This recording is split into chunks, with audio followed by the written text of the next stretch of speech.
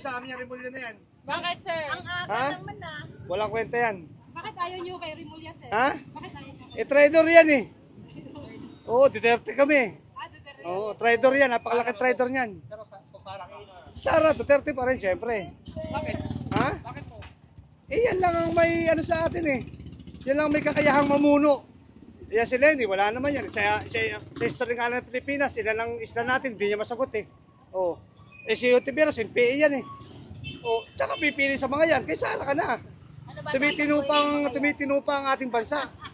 Napakasimple lang naman yan. Logic lang isipin mo dyan. Rimulya, traidor. Bakit ka magbubuto ng mga ganyan traidor? Anong gagawin sa bansa natin? Baka bukas-bukas pagising natin, wala ng Pilipinas. Baka ibinenta rin yan. O, Hontiveros, NPA. O, bubuto ka ba dyan?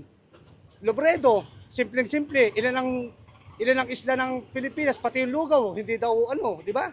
Duterte ka na, saan ka pa? Duterte ka, sir. Solid. Matino pa ang mundo, matino pa ang bansa. Wala pang mga adik, wala pang mga rapists. Oh. Eh pag si Hontiveros, baka tayo, lahat na tayo, magbarilan dito, for NPA na tayo. Di ba? Ganun lang kasimple yan. Subscribe na para sa mabilis, malinaw at balitang totoo. I-click ang bell para laging updated.